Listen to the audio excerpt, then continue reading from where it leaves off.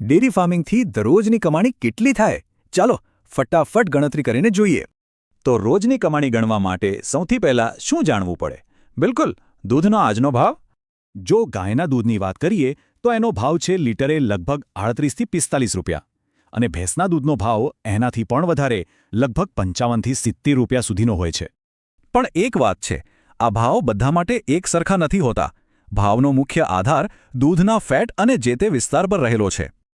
ચાલો આખી વાત એક ઉદાહરણથી સમજીએ.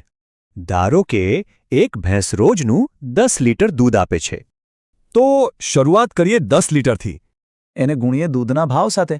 અહીંયા આપણે સરેરાશ ભાવ 65 રૂપિયા લઈ લઈએ.